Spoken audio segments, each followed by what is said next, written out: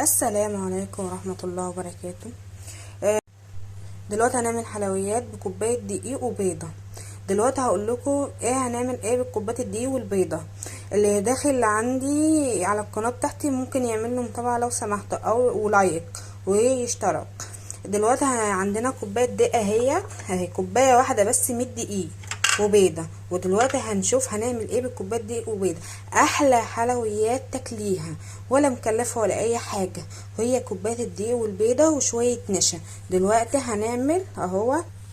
دلوقتي جبنا كوبايه دقيق واحده بس اهي، كوبايه واحده من دي ماشي، ما تكتروش.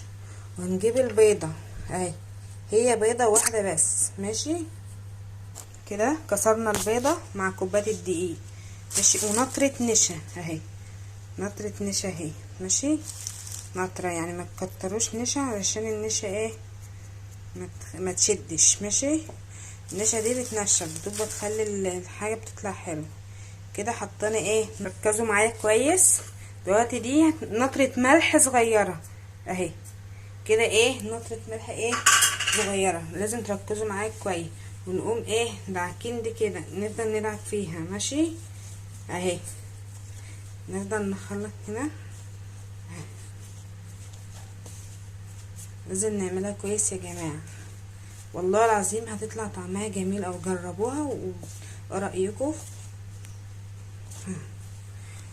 طبعا لازم نجيب شويه ميه صغيرين، شويه ميه ايه، شويه ميه ايه صغيرين خالص.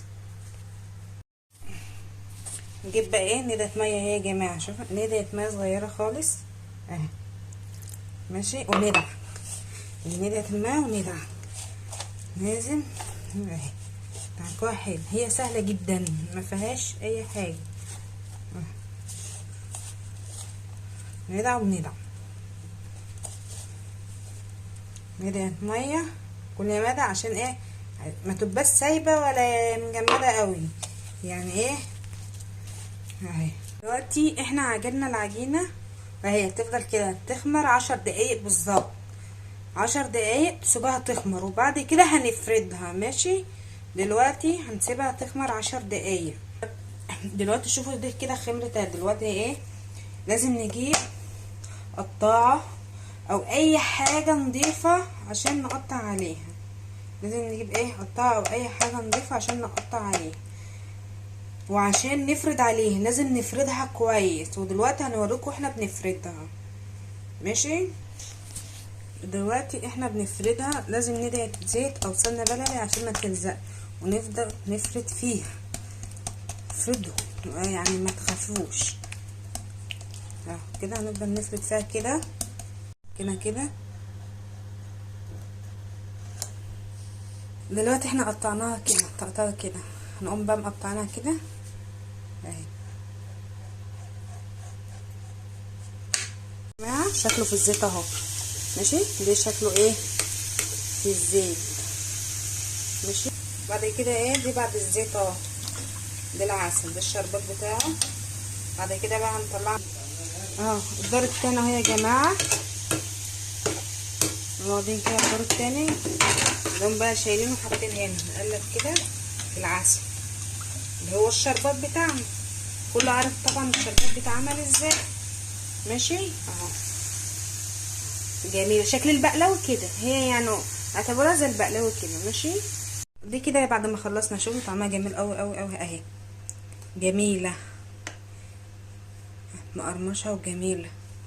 يا ريت كل واحد يعملها، سهله جدا يعني مهاش يعني ما تاخدش حاجه. هي كوبايه دقيق وبيضه وندعه نشا وندعه ملح، تعجنوها وتسيبوها 10 دقايق تخمر، وبعد كده تفردوها.